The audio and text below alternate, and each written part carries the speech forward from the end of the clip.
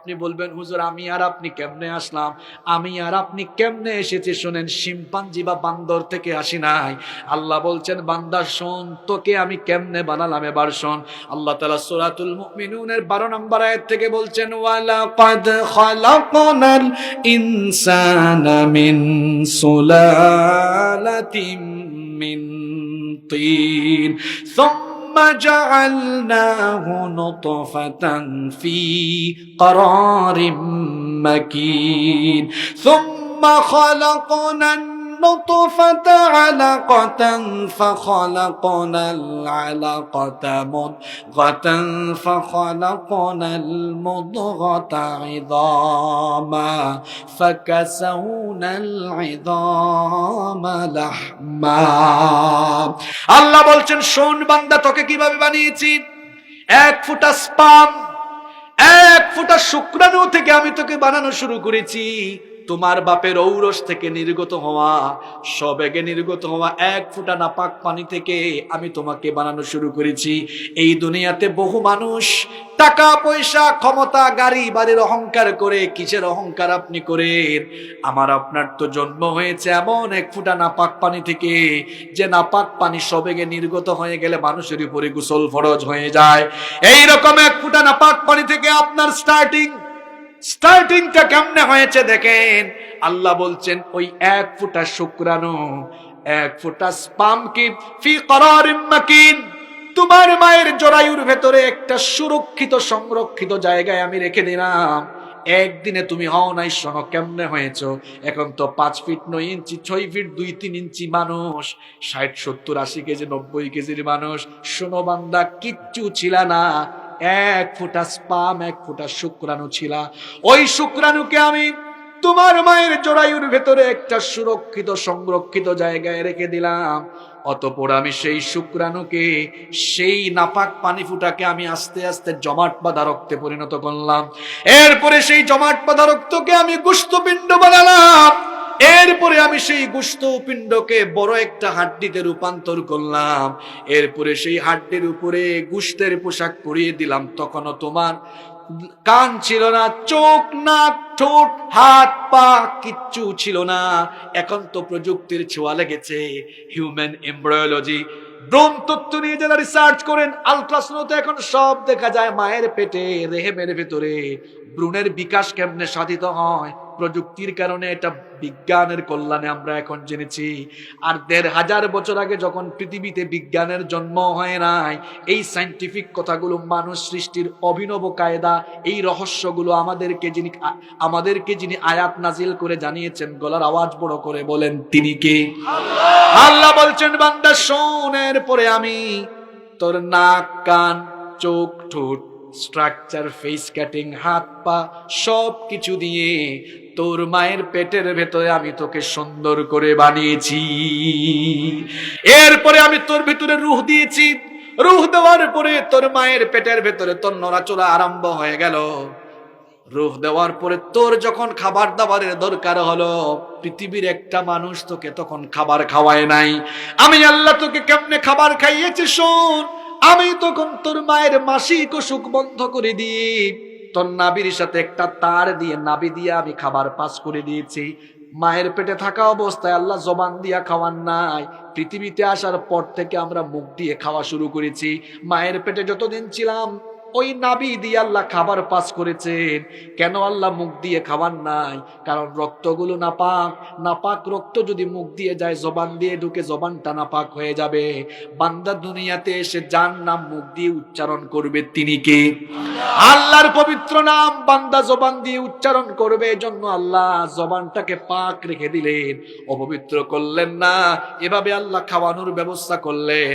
এরপরে আল্লাহ বললেন তখনও আমি তোর মায়ের পেটের ভেতর থেকে তোকে বের করলাম না। সূরা হজের 5 নম্বর আয়াতের মাঝখানে আল্লাহ বলেছেন ওয়ানুকিরু ফিল আরহামি মা নাশাউ ইলা আজালিম মুসাম্মা। এরপরে একটা নির্দিষ্ট সময় পর্যন্ত তোর মায়ের পেটের ভেতরে আমি তোকে রেখে দিলাম, সুম্মা নুখরিজুকুম তিফলা, এরপরে বাচ্চার আকারে মায়ের পেট থেকে বের করে দুনিয়ার আলো বাতাস যিনি দেখালেন তিনি কি? কথাগুলো কি বানায় বলছি? তাহলে বলেন তো দেখি এবার, মানুষ মাইনষের জাত না বান্দরের জাত? ওরা কারা? আমাকে কথা বলতে দেন। ওরা কারা যারা আমাদের সন্তানদেরকে মগজ ধুলাই করে, ব্রেইন ওয়াশ করে এটা শিখাতে চায় মানুষের পূর্বপুরুষ তারা সৃষ্টির শুরুতে সার্বজনীন ছিল, এরপরে শিম্পাঞ্জি কিংবা বানরে রূপান্তর হয়ে বিবর্তিত হতে হতে হতে হতে এখন হঠাৎ করে মানুষ হয়েছে। নাউজুবিল্লাহ। গত বছর কোরআন আর বিজ্ঞান নিয়ে বেশ কিছু আলোচনা এখানে করে গিয়েছিলাম আমি, আমার মনে আছে। তারা আমাদের মতো হুজুরদেরকে সহ্য করতে পারে না। কই মোল্লারা কি জানে, মোল্লারা কি জানে, একটু কাছে এসে দেখ মোল্লারা কি জানে। এই যে মোল্লা আয়াতগুলো বলল, তোমাদের হিউম্যান এমব্রিওলজিস্ট, তোমাদের ভ্রূণতত্ত্ববিদরা, তোমাদের চিকিৎসা বিজ্ঞান এগুলো মাত্র 200-300 বছরের মধ্যে জেনেছে। কিন্তু পৃথিবীতে যখন বিজ্ঞানের জন্ম হয় নাই, তখন মানুষ সৃষ্টির এই অভিনব পদ্ধতিগুলো কোরআনে যিনি শেয়ার করেছেন তিনি কে? তোমার বিজ্ঞান যেখানে শেষ, আল্লাহর কোরআন সেখানে শুরু। আপনি বলবেন হুজুর এটা কেমন কথা বললেন? সামান্য বিমান আর রকেট বানাই আমিয়া কি লাফালাফি করো? একটু কুয়াশা পড়লে এয়ারপোর্টের মধ্যে বিমানগুলো পড়ে থাকে, উপরে উঠতে পারে না। ওই পাখিগুলো কত দ্রুতগামী, এক একটা পাখি এক অঞ্চল থেকে আরেক অঞ্চলে যায়, এক একটা পাখি ডানা ঝাপটিয়ে ঝাপটিয়ে চলে যায়। আল্লাহ তাআলার এই অভিনব কায়দা। এরপরে মৌমাছির নামে আল্লাহ সূরা দিয়েছেন, কিভাবে মৌমাছি মধু সংগ্রহ করে। এগুলা পড়লে তোমাদের মতো বিজ্ঞানীদের মাথা আরো অবাক হয়ে যাবে। কয় মোল্লারা কি জানে? ব্যাককলের ব্যাককল কোরআনে 6000-এর উপরে আয়াত আছে, এখানে 1500-এর উপরে আয়াত কেবল বিজ্ঞানের ব্যাপারে আছে। আল্লাহু আকবার। Cosmology, astronomy, geology, biology, human embryology, বিজ্ঞানের এমন কোন শাখা নাই যে ব্যাপারে কোরআনের তথ্য নাই। আল্লাহু আকবার। কয় মানুষের পূর্বপুরুষ নাকি বান্দর ছিল। ডারউইনের এই মতবাদ, চার্লস ডারউইনের এই মতবাদ আধুনিক বিজ্ঞান বহু আগে এরকম ডাস্টবিনে ফেলাই দিছে। কেন? বিজ্ঞান উন্নত হয়ে এখন বিজ্ঞানীরাই দেখেছে কিভাবে স্পাম থেকে, শুক্রাণু থেকে ধীরে ধীরে ধীরে ধীরে মায়ের পেটে সন্তান হয়। এখন বিজ্ঞান যখন এটা দেখেছে, ডারউইনের এই কথা কি বিজ্ঞান আর মানতে পারে? আধুনিক বিজ্ঞান ফেলে দিয়েছে। আমার দেশের তথাকথিত কিছু বুদ্ধিজীবী আর কিছু শিক্ষাবিদ, ওরা কি করছে? ওটা আবার পুরাইয়া আনছে। পুরাইয়া আনে কি করছে? আমাদের ট্যাক্সের পয়সায় ছাপানো বইয়ে ঢুকাইয়া দিয়েছে, যাতে করে আমাদের সন্তানগুলো এগুলো পড়ে অনার্স মাস্টার শেষ করে তারা যেন সৃষ্টি সম্পর্কে, স্রষ্টা সম্পর্কে গাফেল হয়ে বলে প্রকৃতিতে যা আছে সব এমনি এমনি হয়েছে। Unseen is nothing. যা দেখা যায় না তা বিশ্বাস করা। আল্লাহ থাকলে তো আমরা দেখতাম। ব্যাককলের ব্যাককল। আল্লাহ দেখতে চাস? আল্লাহ দেখাইতে হইলে কি করবেন জানেন? যারা বলে দেয়ার ইজ নো গড, স্রষ্টা বলতে কেউ নাই, এদেরকে কোন সাগরের উত্তাল তরঙ্গমালায় নিয়ে বাইন্দা চলে আসবেন। যখন প্রবল জোয়ার আসবে তখন বুঝবে আল্লাহ একজন আছরা নাই।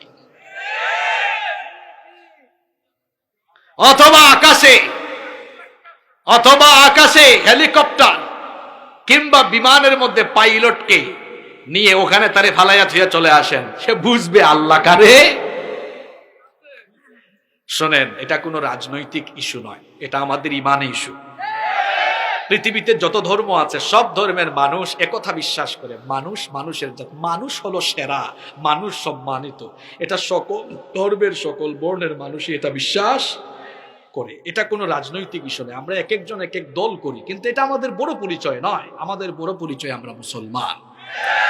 এই বিবর্তনবাদ, এটা যদি স্টাডি করানো হয় সংশয়বাদী হবে। আপনি যদি প্রতিবাদ মুখর না হন, এগুলো আমরা সবাই দলমত নির্বিশেষে বাতিল করার জন্য আমাদের সবাইকে প্রতিবাদী হওয়া দরকার। যদি বাতিল করা না হয়, ওই যে আমি প্রায় মাহফিলে এই কথাটা বলেছিলাম, আমরা একদিন বুড়া হব, আমাদের নাতি নাতনি আমাদের কাঁধের উপরে, কুলের উপরে উঠে বলবে, দাদু ভাই, নানু ভাই, আমরা তো স্কুল কলেজ ইউনিভার্সিটিতে ডারউইনের বিবর্তনবাদ তত্ত্ব পড়তে যে মানুষের আদি সৃষ্টি সম্পর্কে জেনেছি, মানুষ নাকি একসময় শিম্পাঞ্জি বানর থেকে আসে, বান্দরের তো লেজ থাকে, আমার মতো সুফায় বসতে তার কষ্ট হবে, লেজ থাকলে কষ্ট হবে না? এই জন্য গাছের ডালে ডালে লাফাইতে লাফাইতে বান্দরের লেজ একদিন খসে পড়ছে, বান্দর হঠাৎ করে মানুষ হয়েছে। তো দাদু ভাই, এগুলো যেহেতু আমরা বইয়ে পড়েছি, দাদু ভাই, নানু ভাই, বলো তো তোমার দাদার বাপ এটা কোন কালারের, কোন জাতের বান্দর ছিল? কথা বুঝেন না এমন? এরকম তো বলতেই পারে। যারা ডারউইনের বিবর্তনবাদ তত্ত্বে বিশ্বাস করো ভাই, তোমাদেরকে বলছি, তোমরা এই মনুষ্যজাত ছেড়ে দিয়ে জাতি ভাইদের সাথে বসবাসের জন্য হয় জঙ্গলে যাও কিংবা চিড়িয়াখানায় যাও, ওখানে গিয়ে বসবাস করো। আমাদের পূর্বপুরুষ বান্দর ছিল না, মানুষ, মানুষের জাত। আদম থেকে মানুষ এসেছে, মানুষ মানুষের জাত, বান্দরের জাত নয়। আমরা কি পড়েছি আর আমাদের সন্তানরা কি পড়ছে এখন?